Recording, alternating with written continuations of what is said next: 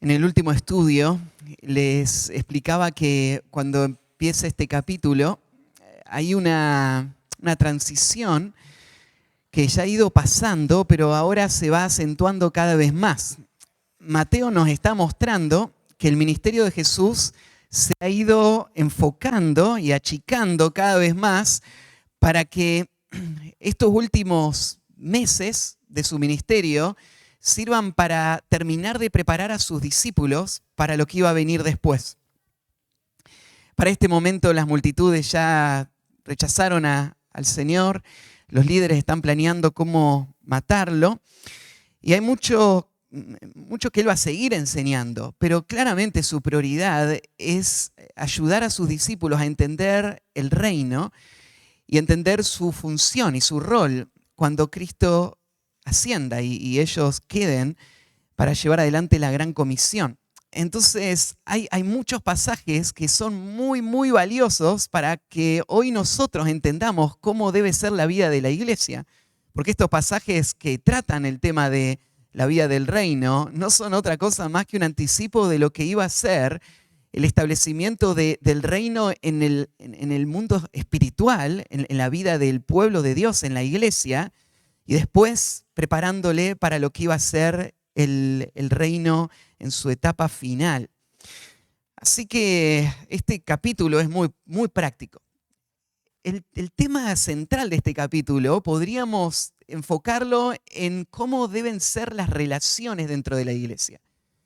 Jesús va a explicar que si vamos a vivir una vida de reino que le honre a Él, tenemos que entender cómo Él diseñó la vida de su pueblo.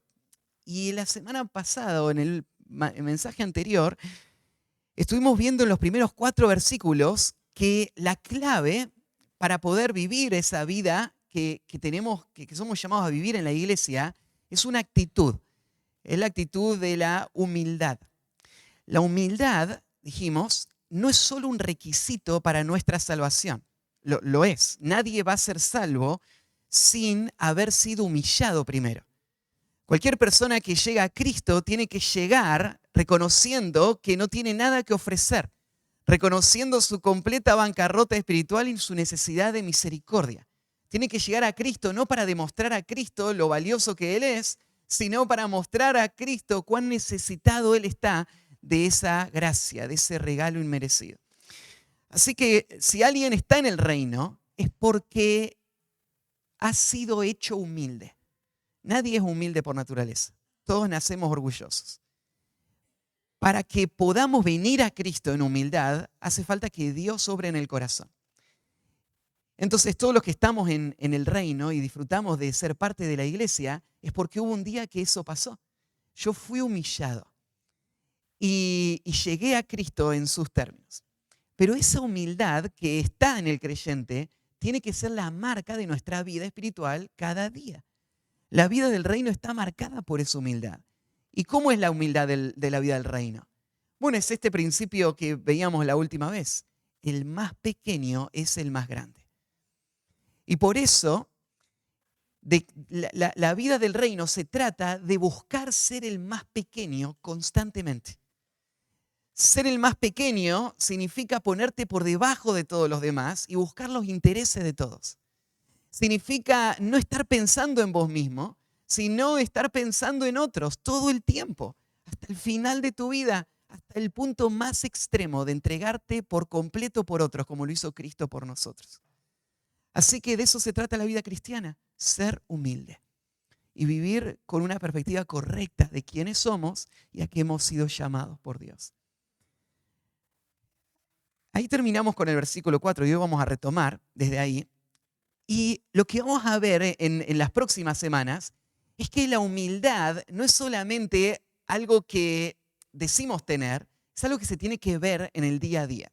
En la vida práctica se tiene que reflejar esta humildad del reino. ¿Y cómo se va a reflejar la humildad del reino? Bueno, hay una palabrita que vas a ver que se repite en todos estos pasajes que van a seguir las próximas semanas, y es la palabra pequeñitos. Pequeñitos.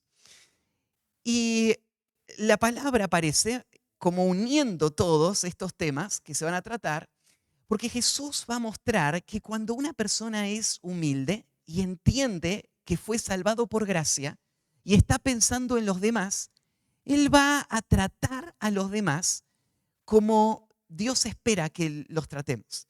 En los próximos pasajes vamos a ver cómo esa verdadera humildad va a llevarnos a servir a los pequeños. Nos va a guiar a cómo recibir a los pequeños, a cómo proteger a los pequeños, cómo perdonar a los pequeños. O sea, el pueblo de Dios podría abrazar este título: somos los pequeñitos. Somos los pequeñitos porque podríamos verlo desde este lado. Para el mundo somos los pequeñitos porque el mundo no nos toma en serio. No nos ve como gente importante o trascendente, más bien irrelevantes, sin capacidades. Lo que estamos haciendo no les parece demasiado importante para hacer. Entonces sí, somos los pequeñitos para el mundo.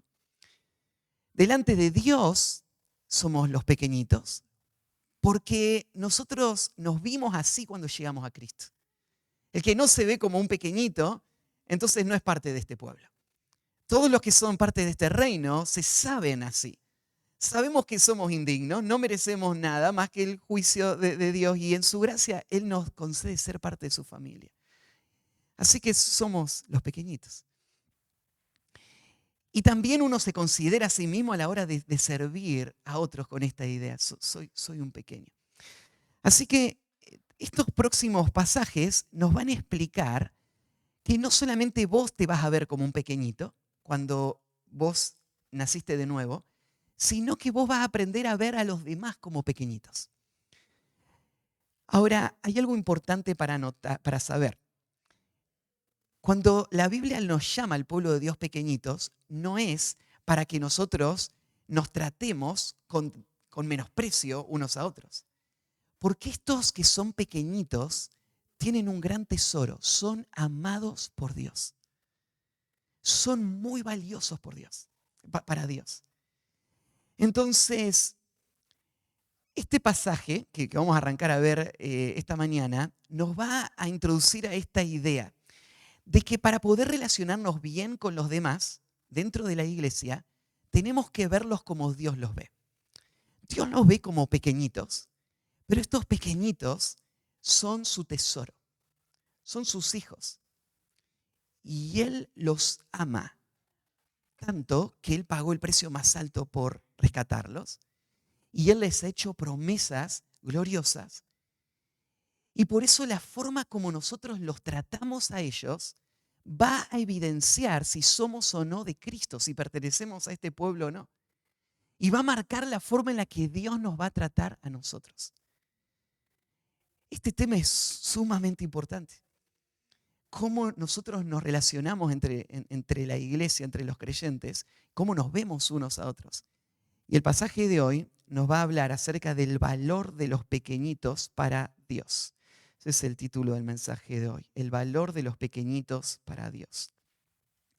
Vamos a leer entonces de los versículos 5 al 9 y ver entonces la importancia que tienen para Dios estos pequeñitos.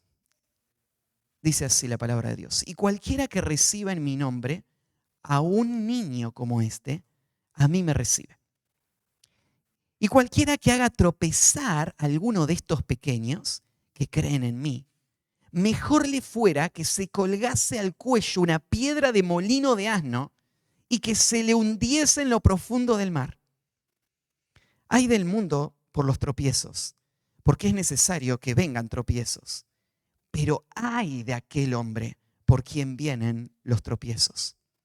Por tanto, si tu mano o tu pie te es ocasión de caer, córtalo y échalo de ti. Mejor te es entrar en la vida cojo o manco que teniendo 2 manos o 2 pies ser echado en el fuego eterno. Y si tu ojo te es ocasión de caer, sácalo y échalo de ti. Mejor te es entrar con un solo ojo en la vida que teniendo 2 ojos ser echado en el infierno de fuego. Jesús va a decir cuánto valen estos pequeñitos en la forma más clara y confrontativa que podríamos imaginar. Porque Él va a mostrarlo en el lado positivo, mostrándonos lo precioso que es para Dios vernos, tratar a alguien que es un pequeñito, pero es muy valorado por Dios. Cuando Dios nos ve tratarlo con amor, con cuidado, como si fuese a ser Cristo mismo, entonces Dios va a volcar sobre nuestra vida todas sus bendiciones. Pero por el otro lado, este pasaje nos advierte del peligro que es hacer tropezar a uno de estos pequeñitos. Y la forma en la que va a ser dicho es la forma más contundente del juicio que viene sobre todos los que de forma descuidada van a llevar a otros que son amados por Cristo a tropezar y a pecar contra Dios. Así que desde una forma positiva y negativa, es todo este pasaje creo que gira alrededor de este concepto. Los pequeñitos son muy valiosos. Si vos entendiste que la gracia de Dios te trajo y te hizo parte de la iglesia, tenés que entender que todos los demás que están acá también, por la gracia de Dios, llegaron a ser parte del pueblo de Dios. Y tenés que tratarlos con el valor que tienen delante de Dios. Espero que después de este pasaje, tu visión de tus hermanos en la fe pueda ser aclarada y afirmada y te dé la energía para vivir una vida que te lleve a tener mucho fruto y te haga escapar de los peligros que habla este pasaje. Entonces, el valor de los pequeñitos para Dios. En primer lugar, podemos dividir este pasaje en 3 partes y lo primero que vamos a ver es recíbeles como a Cristo. ¿Cómo vamos a tratar a los pequeñitos de Dios? Recíbeles como a Cristo. Y arranca el versículo 5 así. Cualquiera que recibe en mi nombre a un niño como este, a mí me recibe. ¿Se acuerdan que Jesús está probablemente en la casa de Pedro?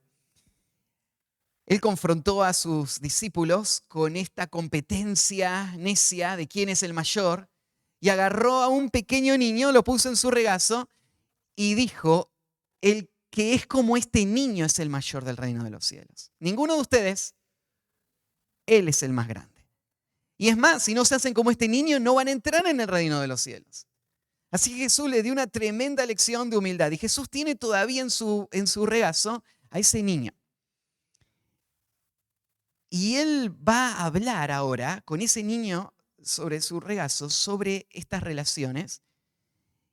Y va a explicar entonces este concepto. Cualquiera que recibe en mi nombre a un niño como este, a mí me recibe. El concepto de niño, para este punto, vos ya sabés que tenés que entenderlo con el contexto. Jesús no está hablando del ministerio de niños de nuestra iglesia. Porque Jesús tiene ese niño en brazos, no para hablar de los niños, sino para hablar de los creyentes. Él tiene ese niño en brazos para usarlo como una ilustración de la clase de dependencia y de simplicidad que tiene este niño. Y así es como deben ser todos los creyentes. Así que este niño ahora es un representante. Es un representante de los creyentes, de los que son parte del reino, los que han respondido al evangelio y tienen esta humildad. Todos los creyentes, entonces, en un sentido, tienen esta actitud de este niño. Son niños. Y aunque Jesús acá usa la palabra niño, Él va a intercambiar en este mismo pasaje la palabra niño por la palabra pequeño, refiriéndose al mismo concepto. Entonces, claramente, Jesús no está hablando acerca del ministerio de niños, está hablando de cómo tratarnos entre nosotros. Cómo debemos ver a nuestro hermano en la fe, a otro que fue salvado por la gracia y que es un niño, con esa misma actitud de un niño, ha sido recibido por el Padre y está en medio nuestro. Entonces, hablando de estos niños, Jesús presenta acá la primera forma en la que nosotros podemos responder a los niños, a los pequeños, a nuestros hermanos en la fe, y es recibiéndolos. Cualquiera que recibe en mi nombre a un niño. Y acá la idea de recibir, podría esta palabra tener el sentido de dar la bienvenida, de aceptarlo, pero en la palabra está la actitud con la que uno lo está haciendo. No solamente el hecho de que vino y llegó a tu casa, sino el hecho de que vos lo recibiste con gozo. Es un recibimiento amoroso, es un recibimiento de fraternidad, de amor sincero. Cuando Jesús está hablando de que recibimos a los niños, está hablando de la actitud que debe caracterizar a cada creyente, de ver a cada uno del pueblo de Dios con este corazón gozoso, abierto, dispuesto a entablar esa relación y profundizarla y abrir mi vida y mis cosas para servirle, recibir a los niños. Creo que nadie refutaría esto y diría, no, yo creo que los creyentes no tienen que tener una buena actitud con los demás, pero en la práctica, a veces entre el pueblo de Dios, nosotros no somos cuidadosos con este principio. Porque empezamos a crear en la iglesia favoritismos, ¿no? Empezamos a crear relaciones que están basadas en nuestros intereses. Hay personas que nos caen mejor por su personalidad. Hay personas que nos sirven mejor a nuestros intereses. Y entonces con ellos es fácil abrir nuestra vida y recibirles. Abrir nuestro hogar, abrir nuestras cosas, abrir nuestro corazón, compartir con ellos. Pero eso lo puede hacer cualquier persona del mundo, ¿no? Esas relaciones que están basadas en mis propias preferencias o intereses no muestran la humildad de la que Cristo está hablando. La humildad del reino de Dios es entender que el valor que esta persona tiene es por haber sido aceptada por el Padre en esta familia. Y él es un pequeñito, claro que sí, igual que yo, somos todos pequeñitos, pero pequeñitos amados apasionadamente por el Padre. Entonces, ese hermano que te parece que tiene mal olor, su ropa sucia, o que te parece que es más difícil de tratar, que es muy introvertido, que tiene una crianza distinta y entonces parece que no encaja, no se desarrolla la relación. Ese hermano, con todas esas diferencias, con todas esas incomodidades, o por el otro lado, el hermano que te parece inaccesible, ¿no es cierto? Porque lo ves como en otro estrato social y decís, no, ese hermano nunca va a tener que ver conmigo en lo absoluto. Todos esos hermanos son pequeñitos del Padre. Y de eso está hablando Jesús. De un corazón humilde que da la bienvenida, que da una recepción amorosa a los pequeñitos. Y agrega más Jesús, lo recibe en mi nombre.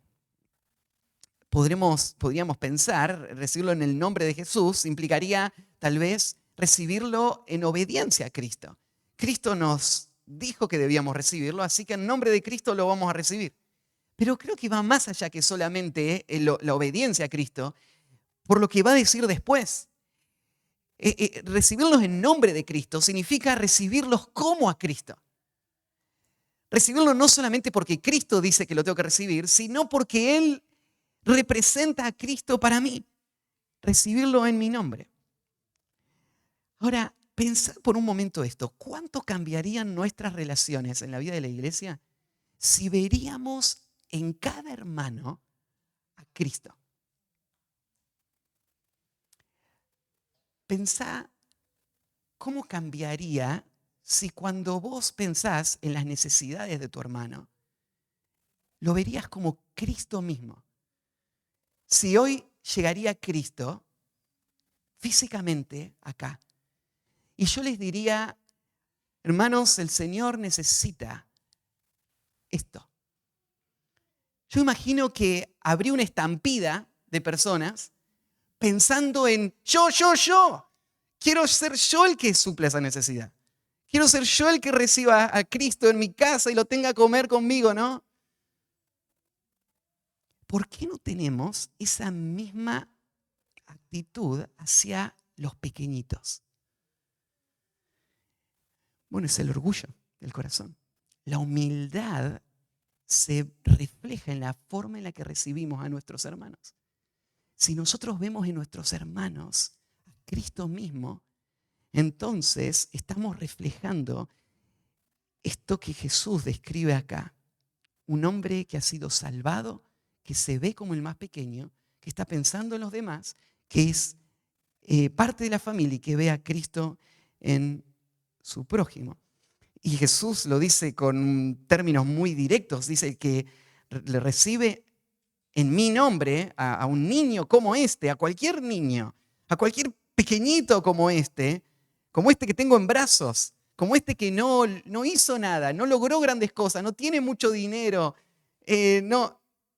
socialmente no tiene mucha importancia, pero este pequeñito que tengo en mi regazo, como él lo recibe en mi nombre, fíjate, a mí me recibe. Puede parecer que ese niño no tenga importancia, pero esta última expresión hace que la importancia se vuelva asombrosa, porque ese que es el más débil, el más pequeño, está representando al que es más grande, al rey mismo, al dueño de todo, al gobernante de este reino. Ese pequeñito es el que representa al Señor. Entonces, lo que Jesús está diciendo sacude la forma en la que nosotros pensamos, porque hemos sido afectados por este mundo y por la vieja vida y no nos vemos con los ojos de Cristo. Pero Cristo está mostrándonos que esta es la vida del reino. La vida tal como Él la diseñó es una vida en donde nos vemos entre nosotros como pequeñitos, amados por el Padre, y nos tratamos como si fuese a ser Cristo mismo. Pablo relata una situación en donde él se sintió tratado como Cristo mismo, ahí en Gálatas 4, versículo 14. Pablo está recordando cómo los creyentes de Galacia actuaron con él y dice, y no me despreciasteis ni desechasteis por la prueba que tenía en mi cuerpo. Antes bien, me recibiste como a un ángel de Dios, como a Cristo mismo. Y acá tenés un testimonio de alguien que lo ve, lo sabe. Yo veo en el trato, en el tono, en la forma, en la gracia, que hay una actitud atrás de esto. No es solamente que me están cuidando y me están dando una atención, es como me ven. Me ven como si fuese a ser Cristo mismo, como si fuese a ser un enviado del cielo o aún más, a Cristo mismo. Jesús muchas veces dijo esto, no nos tiene que sorprender, ya lo vimos en Mateo capítulo 10, versículo 42 y 40 a 42, cuando Él envía a los discípulos a predicar, le dice, el que a vosotros recibe, a mí me recibe. Y el que me recibe a mí, recibe al que me envió. El que recibe a un profeta por cuanto es profeta, recompensa de profeta recibirá. Y el que recibe a un justo por cuanto es justo, recompensa de justo recibirá. Y cualquiera que dé a uno de estos pequeñitos un vaso de agua fría, solamente por cuanto es discípulo, de cierto os digo que no perderá su recompensa. Ya habíamos estudiado este pasaje. Y Jesús lo dijo también. Dar a un pequeñito un gesto de cuidado, de cariño. Y si se hace porque Él es discípulo de Cristo, o sea, estoy viendo a Cristo atrás de esta persona, va a traer una recompensa como si hubiese sido realmente el Señor. Porque Él lo reconoce así, Él ama a esta persona y Él se relaciona de esta manera. ¿Se acuerdan en Mateo 25? Todavía no llegamos ahí en nuestro estudio, pero tal vez recuerdan cuando se relata el juicio de las naciones y se separan las ovejas y los cabritos. Las ovejas que son traídas al reino, se les dice, entren porque ustedes me cuidaron, me fueron a visitar a la cárcel, me dieron de comer, me protegieron, me vistieron. Y la gente va a decir, ¿y cuándo lo hicimos? Cuando se lo hicieron a uno de estos pequeñitos, a mí me lo hicieron. Déjame preguntarte si Jesús estaría en la cárcel. ¿No irías a visitarlo a él? ¿Por qué no vamos a visitar a los hermanos que están en la cárcel? ¿Será porque no lo estamos viendo como a Cristo mismo? Jesús va a decir, esta es la marca de la verdadera piedad. Esta es la marca de un verdadero creyente, la humildad. Y la humildad te lleva a tratar a los demás creyentes como si fuese a ser Cristo mismo. Esta es la evidencia de la conversión de la que está hablando Jesús acá. Entonces, estos que son tenidos por el mundo como nada, como insignificantes, para Dios son muy valiosos. El mundo los desprecia, nosotros los amamos. Bueno, el valor entonces de los pequeñitos para Dios, y dijimos en primer lugar, recíbeles como a Cristo, a los pequeñitos. Segundo, guárdate de hacerles tropezar. Guárdate de hacerles tropezar. Ahora vamos a pasar al aspecto negativo, al peligro de no ver a estos como Cristo, como a Cristo. Mirá lo que va a decir. Y cualquiera que haga tropezar a alguno de estos pequeños que creen en mí, mejor le fuera que se le colgase al cuello una piedra de molino de asno y que se lo hundiese en lo profundo del mar. Cualquiera, en cualquier situación, en cualquier época, cualquier persona que haga tropezar. Acá la palabra tropezar en griego es escandalizar, tal vez te suena la palabra. Y hay varias formas en las que se usa esta palabra en el Nuevo Testamento. A veces la palabra tiene el sentido de poner una ocasión de caer, hacer tropezar. A veces, como eso aparece en Mateo 5:29, ya lo estudiamos. En Mateo 5:15-12 aparece con el sentido de ofender. O a veces esta palabra se usa con la idea de llevar a otro a pecar o aún inducir a una persona a abandonar la fe. Este tropiezo como un tropiezo definitivo. Entonces, de lo que Jesús está advirtiendo acá sería del peligro de que yo estimule a mi hermano al pecado o alejarse de Cristo. Guía a mi hermano a una trampa que le va a llevar a su destrucción. En estas últimas semanas hemos estado estudiando 1 Corintios y ustedes han estado viendo la actitud que Pablo tiene para sus hermanos y este celo por no ser tropiezo para el hermano. Y cuando Pablo habla de comer a los ídolos, la carne sacrificada a los ídolos, él dice, ese no es el punto importante. El punto es que no tenemos que hacer tropezar a otros, tenemos que pensar en el bien de otros. Entonces, es este mismo tema que Jesús está tratando acá. Es esto mismo que Pablo entiende de todo lo que él hace.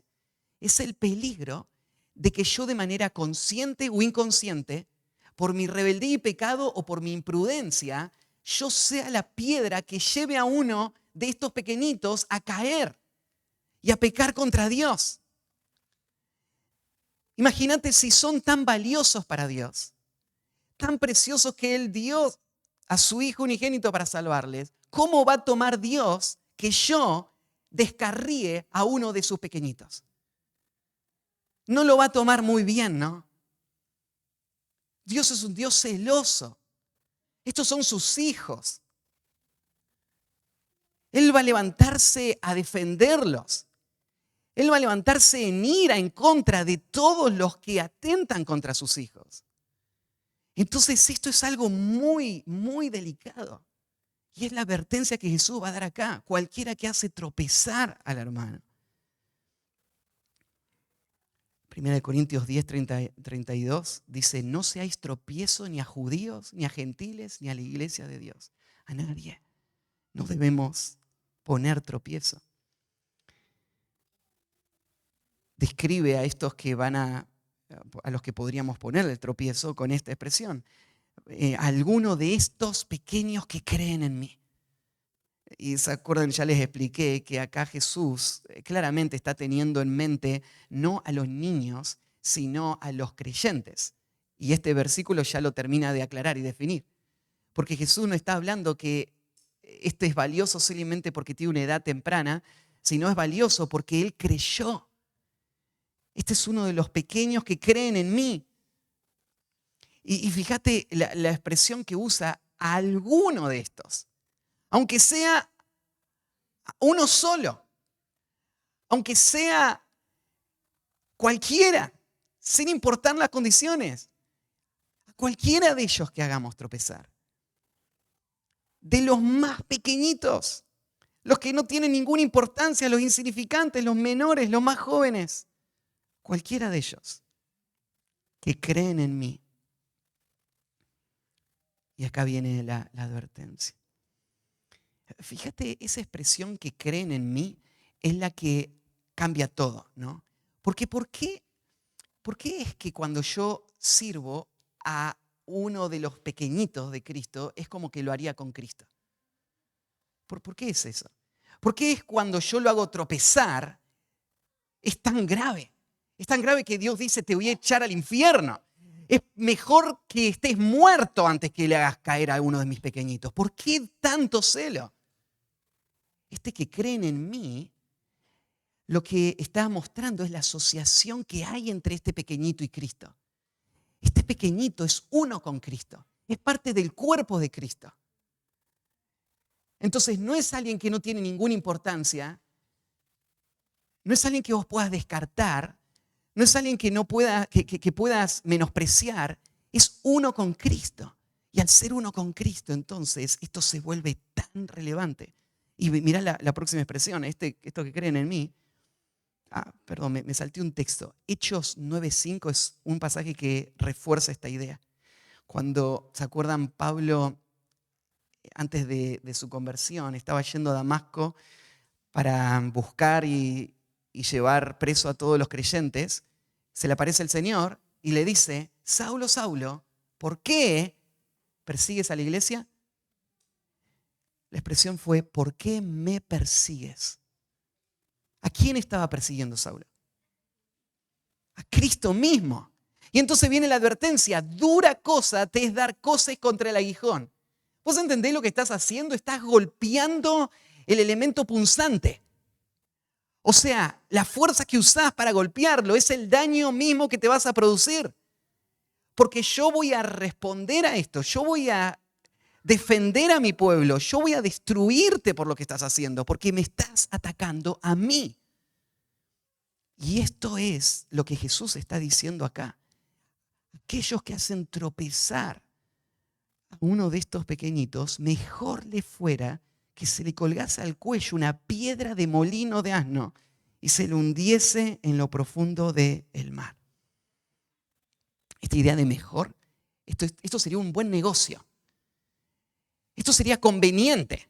Sería conveniente que te aten una piedra y te tiren al agua antes que vos hagas que un pequeñito, cualquiera que sea de la iglesia, cualquier creyente, peque, se desvíe, se confunda, se aleje. Las palabras de Jesús aún son más extremas porque Él dice, se le colgara una piedra de molino de asno. Había dos clases de molino. Un molino era el manual, que se hacía girar la piedra pequeña y con pequeñas cantidades de granos se iba moliendo para el uso del hogar. Y había piedras gigantes que se le ataba un asno para que le haga dar vuelta a la piedra y ahí era una producción más masiva. Esa piedra de molino de asno era una piedra que podía pesar varias toneladas. Ahora, si vos querés matar a alguien, no hace falta semejante piedra, ¿no? Le atás una piedrita más grande que su peso, ¿no es cierto? Y lo hunde. Y si lo quisieras matar, te buscas un arroyo que sea más profundo que su altura y ahí está. Pero Jesús dice, no, una piedra de toneladas en el fondo del mar, del océano, en la cuenca más profunda, mejor sería que te tiren en ese lugar antes que hagas tropezar a tu hermano. Jesús está exagerando esto, o no una exageración, está mostrando la dimensión de esto con estos términos tan extremos. Una piedra de molino. Al fondo del mar te tirarían. Si te harían eso, sería un buen negocio en vez de lo que te va a venir si vos haces pecar a otros. No es nada eso comparado con lo que va a venir.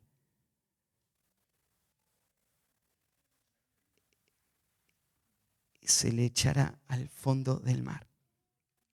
necesitamos, si esto es tan grave, necesitaríamos pensar un poquito mejor cuándo es que estoy haciendo tropezar a mi hermano. ¿A qué se refiere Jesús? ¿Qué circunstancias de la vida cotidiana implicarían que yo estoy llevando a mi hermano hacia el pecado, hacia el precipicio, hacia la apostasía? Bueno, acá van algunas ideas. Tal vez ustedes pueden pensar alguna más. Pecamos haciendo tropezar a otro cuando seducimos a un creyente para que peque de forma directa. Entonces, vos tenés a un muchachito que está enamorado de una chica y la seduce para hacerla fornicar. Mejor le sería que le ate una piedra de molino y lo tiren al fondo del mar, que él haga pecar a una de las pequeñitas del pueblo de Dios. Mejor sería. Cualquier forma en la que una persona intencionalmente va a guiar a otro creyente hacia el pecado para sus propios intereses. De eso está hablando Cristo. O un amigo que le induce a otro amigo a mentir, pensando de que esa mentira va a beneficiarles de alguna manera. Y yo le puse el tropiezo. En muchísimas maneras somos tentados a mentir para sacar una ventaja o para evitar algo que nos va a venir, ¿no? Y cuando un creyente lo alienta a otro creyente a pecar contra Dios, eso es de lo que está hablando Cristo. Es alguien que está haciendo tropezar a su hermano. Hacemos tropezar a pequeñitos cuando los padres exponen a sus hijos a la basura de la televisión, sembrando en sus mentes toda clase de pensamientos y deseos destructivos. ¿O no estarían de acuerdo conmigo de que la influencia que tenemos en casa es una responsabilidad enorme? Y que si no somos cuidadosos, nuestra imprudencia o nuestro pecado va a crear patrones de pecados que van a hundir a nuestros hijos en la destrucción. Cristo no se va a tomar eso muy bien. Tenemos que tener cuidado de no hacer tropezar a los pequeñitos de Cristo, a los pequeñitos de Dios. Ahí en Efesios capítulo 6, cuando se le advierte a los padres a no provocar a ira a sus hijos, lo que está diciendo es, el pecado está en el corazón y él es responsable de su pecado, pero el padre puede ser el tropiezo para que su hijo peque más. Y hay muchas formas en las que los padres provocan a ira a sus hijos y causan tropiezo para que ellos renieguen contra Cristo y abandonen la fe o se entreguen a un patrón de pecado que les va a destruir completamente. Hacemos tropezar a los pequeñitos. Otra forma, cuando sembramos amargura en el corazón de alguien que lo aparta de las relaciones de la iglesia. Murmuración, difamación, que hace que su corazón se desaliente y se aparte. Ojo con hacer tropezar a los pequeñitos del Señor. Hacemos tropezar a los pequeñitos en la vida de la iglesia cuando alguien enseña falsas doctrinas y les aparta de la verdad. Esta es otra forma en donde la Biblia nos advierte del peligro, en donde personas por su corazón y los deseos de su corazón van a ser propensos al engaño. Y entonces otros, astutos, van a aprovechar esos deseos para sembrar sus mentiras y atraer a estas personas hacia sus intereses. Esto es lo que estamos estudiando ahí en el CCP, los cultos de los martes, ahí en 2 de Timoteo capítulo 3, cuando Pablo describe los últimos tiempos y las características de los hombres de los últimos tiempos. Describe hombres que se van a meter en las casas y van a seducir a las mujercillas que están arrastradas por el pecado. O sea, esto está describiendo la vida de la iglesia y cómo personas aprovechan a otros que son vulnerables y débiles y que están luchando o controlados por el pecado y ellos los agarran para sus reinos, llevándoles y arrastrándoles hacia su destrucción. Hacemos tropezar a pequeñitos cuando damos un mal ejemplo a otros. Tal vez decís, no, yo no le estoy diciendo que peque. Yo le estoy diciendo, no hagas lo mismo que yo hago. Pero ¿no crees que tu mal ejemplo va a influenciarles? Entonces un padre borracho le puede decir a su hijo, nunca tomes. Pero su vida va a ser en sí misma el tropiezo para ese pequeñito. El pecado, cuando está a la vista de los demás, se vuelve en sí mismo un tropiezo si yo no estoy lidiando con ese pecado y haciéndolo morir. Entonces, pecamos de esta manera cuando, aún sin inducirles, nuestra vida de pecado es en sí mismo el tropiezo para ellos. Lo último, hacemos tropezar a pequeñitos cuando abusamos de nuestra libertad en Cristo. Es lo que estamos estudiando en Primera de Corintios, ¿no? En Romanos capítulo 14 está este mismo concepto. Vos decís, bueno, no es pecado, así que no me podés decir que no lo haga. Pero vos entendés que tu imprudencia y negligencia puede llevar a otros a pecar. No se trata solamente de que vos no peques, se trata de que no le lleves a pecar a otros. Entonces, esta sería la pregunta importante. Si yo te agarro y te digo, mira, esto que vos estás haciendo está llevando a estos hermanos a caer en el pecado. La pregunta es, ¿estarías dispuesto a dejar de hacerlo? Dejar de hacerlo simplemente para que ellos no caigan. No me importa si vos estás pecando o no. La pregunta es, ¿estás siendo de tropiezo o no? Si vos me decís, yo no estoy dispuesto, porque este es mi derecho, eso refleja la falta de humildad que caracteriza a los que no son del pueblo de Dios. La humildad del pueblo de Dios te hace pensar en otros, no pensar en tus derechos y en tus intereses. Entonces ponemos tropiezo a otros hermanos cuando vos te manejás sin considerar cómo eso está afectando a otros. Todas estas cosas tenemos que pensar cuando Jesús está diciendo estas palabras. Mejor le sería que le aten la piedra del molino, tiran al fondo del mar. No termina ahí, mira el versículo 7. Ay del mundo por los tropiezos. Ese ay es la expresión característica de Cristo cuando está hablando de un juicio inminente, de algo horrible que se acerca. Llantos, gritos, angustia, desgarradoras están a la espera para estas personas. Y dice, ay del mundo por los tropiezos. ¿Cuántos tropiezos hay en el mundo? ¿Cuántas oportunidades para pecar? ¿Cuántas voces que distraen y alejan de la verdad? ¿Cuánto engaño? ¿Cuánta destrucción? Muchísimo hay en el mundo. Es más, Cristo dice, ¿por qué es necesario que vengan los tropiezos? ¿Cómo que es necesario? Bueno, tal vez la palabra necesaria no sería la mejor para usar acá, porque podría parecer que Dios está avalando esto. Entonces está diciendo, bueno, tiene que haber tropiezos. Yo quiero que haya tropiezos. No, Dios no quiere que haya tropiezos.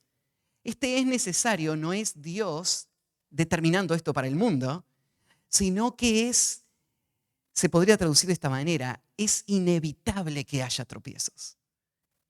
Va a pasar sí o sí. Lucas 17:1 traduce esto, o presenta esto de una manera que tal vez trae luz. Mirá, Lucas 17:1 dice así. Dijo Jesús a los discípulos, imposible es que no vengan tropiezos, mas hay de aquel por quien vienen. Esta es la intención de este pasaje en Mateo también. Es imposible que no vengan tropiezos. Va a haber mucho constantemente en todos lados. ¿Por qué en el mundo es imposible que no haya tropiezos? Bueno, por la naturaleza misma del mundo, ¿no? Después de la caída, el pecado afectó todo. Y hay un enemigo que es el príncipe de este siglo, que su intención es engañar, es destruir. Así que todo el sistema está armado para hacer tropezar, para cegar, para guiar al pecado. Entonces es imposible que no haya tropiezos hasta que llegue el fin y Dios juzgue el pecado de este mundo y entremos en el cielo nuevo y la tierra nueva. Hasta ese día es imposible que no haya tropiezos. Esto va a ser parte de la vida. No lo podemos evitar. Pero hay de aquel hombre por quien vienen los tropiezos.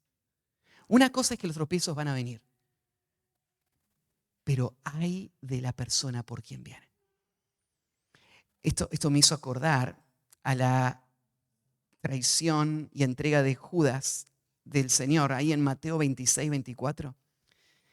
Dice, a la verdad el Hijo del Hombre va según está escrito de él. Jesús va a ser crucificado. Tiene que ser crucificado. Porque está profetizado. Esto es parte del plan. El Hijo del Hombre va a ir según fue escrito de él. Mas hay de aquel hombre por quien el Hijo del Hombre es entregado. Bueno le fuera a ese hombre no haber nacido. Es inevitable que Jesús sea entregado, pero hay de aquel por quien va a ser entregado. Y esta es la idea. Vos no podés evitar que personas tropiecen a tu alrededor, pero sí sos muy responsable de no ser vos la causa por la que él tropezó. Ay del hombre por quien vienen los tropiezos. Ahí en Apocalipsis, capítulo 2, versículo 14, Jesús vuelve a hablar de lo grave que es poner tropiezo en esta carta a la iglesia, cuando dice, pero tengo unas pocas cosas contra ti, que tienes ahí a los que retienen la doctrina de Balaam, que enseñaba a Balac a poner tropiezo ante los hijos de Israel, a comer de cosas sacrificadas a los ídolos y a cometer fornicación. ¿Saben lo que Cristo tenía contra esta iglesia? Que esta iglesia permitía que algunos que se llamaban hermanos pongan tropiezo a otros, tal como le aconsejó Balac a Balaam. Balaam a Balac. ¿Se acuerdan de la historia? Balac quería destruir al pueblo de Israel y no podía hacerlo. Intentaron maldecirlo, pero Dios les había bendecido, así que no podían maldecirlo. ¿Y ahora qué salida había? Nunca iban a poder destruir al pueblo de Israel. Sí había un camino. ¿Cuál era?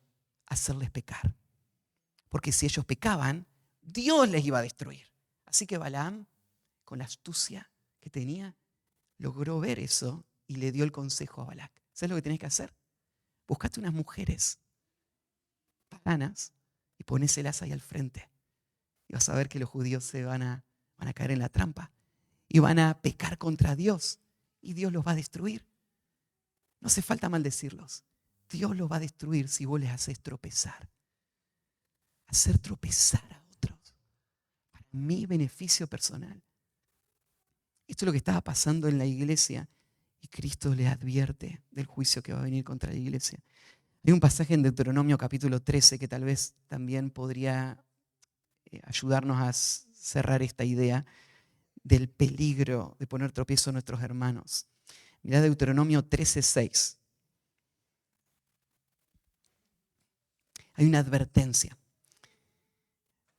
Y déjame ponerla del otro lado ahora a la ecuación. ¿Qué pasa si otros intentan ponerte tropiezo? ¿Cómo vas a reaccionar vos frente a eso? Y Deuteronomio 13:6 dice así. Si te incitare tu hermano, hijo de tu madre, o tu hijo, tu hija, tu mujer, o tu amigo íntimo, diciendo en secreto, vamos y sirvamos a dioses ajenos, que ni tú ni tus padres conociste, de los dioses de los pueblos que están en vuestros alrededores, cerca o lejos de ti, desde un extremo de la tierra hasta el otro extremo de ella, no consentirás con él, ni le prestarás oído, ni tu ojo le compadecerá, ni le tendrás misericordia, ni lo encubrirás, sino que lo matarás.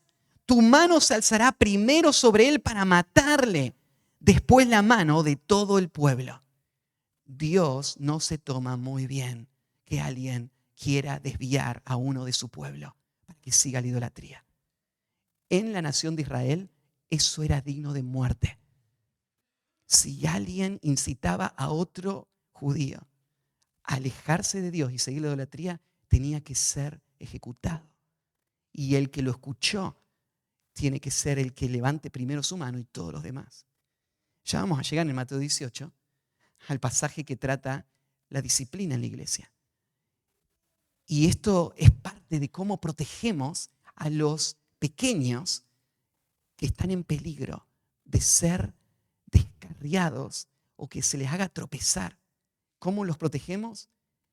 Excomulgando a los que ponen tropiezo. Pero en este pasaje vos podés ver una vez más este peligro. Si vos sabrías que por susurrarle a alguien una murmuración, una amargura o una tentación, un tropiezo, vas a morir, lo pensarías 2 veces. Y te digo, no solo vas a morir, lo que Jesús dice, te iría mejor si te matarían que lo que te va a pasar si vos lo haces tropezar. Sería mejor que te tiren al fondo del mar. La muerte más horrible que podrías pensar. Es algo muy delicado y muy importante cómo nos relacionamos en la iglesia. El valor entonces de los pequeños para Dios. Primero, recíbeles como a Cristo. Segundo, guárdate de hacerles tropezar. Y tercero, sé drástico con tu propio pecado. Sé drástico con tu propio pecado. Cuando llegas al versículo 8, te parece que hay un cambio repentino del foco, ¿no? Porque ahora parece que está hablando de que otros te hagan tropezar y ahora te va a empezar a hablar de tu propio corazón y cómo tu propio corazón te lleva a pecar. Te está hablando no del pecado que viene afuera, sino del pecado que viene de adentro. Entonces, ¿cómo conectamos estas ideas? Creo que la mejor manera de conectarlas sería así. Si es tan grave hacer tropezar a otro, es indispensable que vos cuides tu propio corazón del pecado. Porque si vos no cuidás tu corazón del pecado, tu pecado te va a llevar a hacer tropezar a otros y vas a terminar en la condenación. Por eso tenés que cuidar tu corazón del pecado. ¿Por qué tenés que cuidar tu corazón del pecado? En este pasaje te está diciendo, tenés que cuidar tu vida del pecado, porque si no la cuidás, tu vida va a ser de tropiezo para otro. Y Dios eso lo va a tomar muy en serio.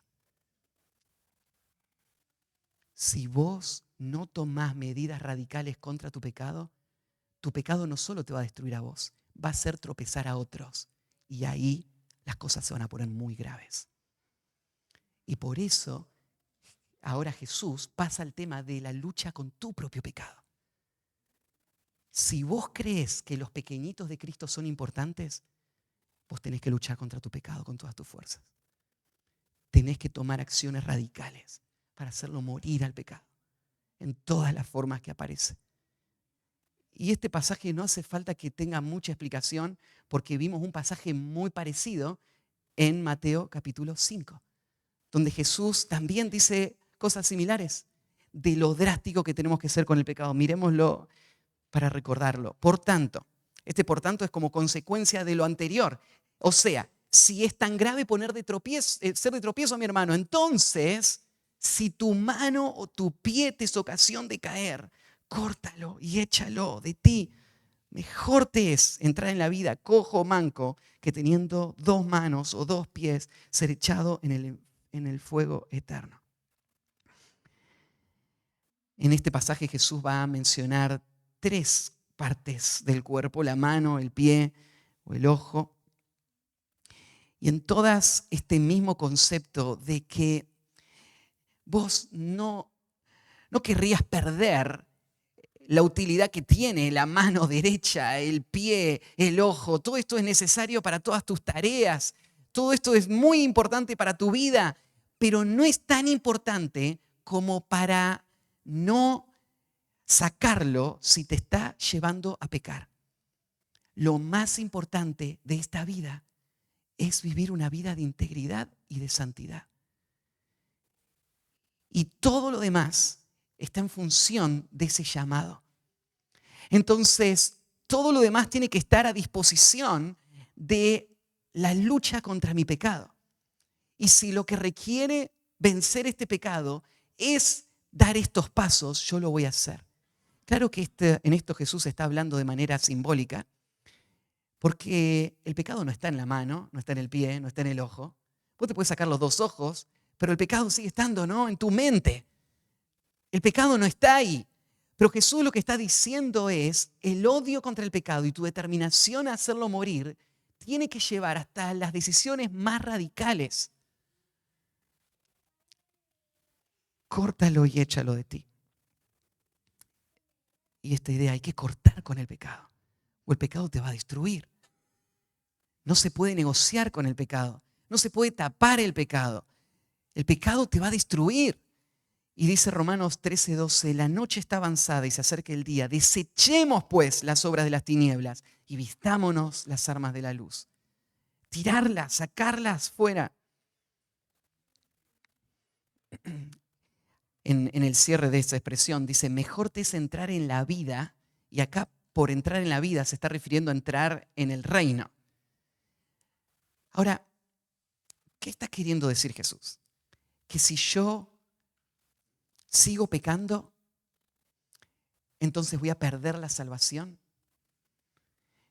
Jesús no está hablando de pérdida de salvación acá, pero Él está hablando de el que entra en la vida, o sea, el que entra al reino, va a entrar sin muchas cosas.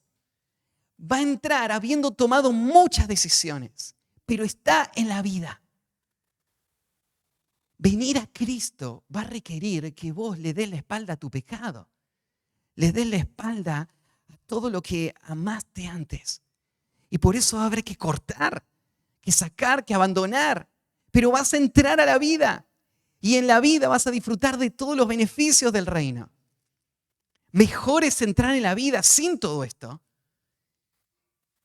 que mantener todo e ir al infierno. Jesús no está hablando de una persona que salga de la vida, o sea, que entró a la vida y por volver a pecar lo echaron. No, nadie es echado del reino. Pero los que están en el reino son los que han perdido todo para tener a Cristo. Son los que han ganado a Cristo, eso es lo que buscaban. Todo lo demás es basura. Y entonces es mejor perderlo todo y tener y entrar en la vida que teniendo todo, ser echado en el fuego eterno. Este es otro testimonio de que el infierno es real. No es solamente una figura de lenguaje. Jesús lo usa como un concepto real para motivar a personas a tomar estas decisiones radicales. Entonces, si el infierno no sería real, ¿qué sentido tendría este texto? ¿Qué valor esta amenaza? Ninguna. Pero claro que es real. ¿Se acuerdan la semana pasada que decíamos, si la resurrección es real, entonces tenemos que estar firmes, constantes y creciendo? Déjame decir otra cosa hoy. Si el infierno es real, entonces tenemos que estar dispuestos a hacer lo que sea necesario para abandonar el pecado. No solamente para que no me destruya a mí, sino para que yo no sea de tropiezo para otros que son preciosos a la vista de Dios. Yo no debo ser de tropiezo para nadie nunca. Y tengo que hacer lo que sea necesario para no serlo. Tengo que cortar con lo que sea necesario, abandonar lo que haya que abandonar. Y agrega después el ojo. Entonces, para terminar esta mañana, algunas implicaciones de todo lo que estuvimos estudiando. Primero, el pueblo de Dios debe caracterizarse por el cuidado mutuo. Cuando hablamos de recibir a nuestro hermano como a Cristo, esto es lo que debería ser la norma. Esta actitud amorosa del cuidado de otros, no por lo que son en sí mismos, sino por el valor que Cristo le dio. Son amados, son los pequeñitos del Padre, son los que creen en Él. Y por eso yo debo cuidarles. Nuestro cuidado por estos pequeñitos no tiene que ser solamente superficial o mecánico, tiene que ser sincero. Ahí Primera de Pedro 1:22 dice, habiendo purificado vuestras almas por la obediencia a la verdad, mediante el Espíritu, para el amor fraternal no fingido, amaos unos a otros entrañablemente de corazón puro. Lo que tenemos que hacer es amar de esta manera. Si fuimos salvados del dominio del pecado, tenemos que amarnos así. Así debe ser la vida de una iglesia. Claro, estamos luchando con el pecado. Y ustedes saben que del corazón salen cosas horribles. Pero este es el llamado que el Señor nos ha hecho y debemos responder esta mañana. Hablábamos del hogar, ¿sí? Y yo les hacía pensar en cómo poner tropiezos se aplica al hogar. Pensá también en este primer concepto. Tratar como a Cristo a cada uno de los pequeñitos se aplica también al hogar. Entonces, si tu esposa es creyente, la pregunta es, ¿estás tratando a tu esposa como lo harías con Cristo mismo? Eso es lo que Cristo dice que es la marca de los que son de su pueblo, los que tienen esta humildad práctica. Ellos ven en su esposa a Cristo. Estás tratando a tus hijos como a Cristo mismo. Oh, están llenos de pecados, lo sé. Son pequeñitos, pero son los pequeñitos que creen en Él. Y son los pequeñitos que debemos ver como a Cristo mismo. Otra reflexión, ¿está tu vida motivando a tus hermanos a la santidad o incentivándolos a pecar? Dijimos, ya sea por tu mal ejemplo o tu mala influencia. ¿Cómo impacta tu vida en los que están a tu alrededor? ¿Les están empujando a avanzar hacia ser más como Cristo? ¿O están poniendo tropiezo para que ellos sigan tu ejemplo, tu mal ejemplo? ¿O para que ellos tropiecen con tus consejos que no son verdad? ¿Estás guiando a tus hijos en un camino de obediencia que les va a mantener alejados del pecado o les estás haciendo caminar cerca del precipicio? ¿Entiendes el valor que tiene un pequeño y sencillo creyente a la vista de Dios? ¿Estás siendo descuidado con Él, abusando de tu libertad y creando tropiezos para otros? ¿Estás cortando de manera drástica con el pecado para no ser de tropiezo para otros? Hay mucho para pensar. Este pasaje nos hizo entender cómo Dios ve a los creyentes. Espero que nosotros podamos verlos de esa manera también y que eso pueda guardar nuestro corazón y permitirnos representar bien el reino de Dios en nuestro tiempo. Oramos. Señor, al terminar un estudio como este, tenemos que hacer silencio delante de ti para que tú puedas trabajar en nuestro corazón y limpiarnos. Porque no hay ninguno de nosotros en quien no estén las amargas raíces del orgullo que nos llevan a pecar y nos ponen en este gran peligro. Nos ponen delante de un Dios celoso que ama a sus hijos apasionadamente. Señor, ten misericordia de nosotros. No nos des lo que merece nuestro pecado. Líbranos del orgullo. Haznos amar como tú amas. Haznos ver a nuestros hermanos como tú los ves cada día. Y danos la gracia de alentarles y guiarles hacia ti. Y no nos permitas, Señor, ser de tropiezo para nadie. Por amor a tu nombre, por amor a tu pueblo. Aún por misericordia a nuestras propias almas. No nos dejes poner tropiezos para los que tú amas. Gracias, Señor, por tu palabra. Gracias por este texto. Y te ahora trae el fruto para el cual tú lo enviaste. En el nombre de Cristo Jesús. Amén.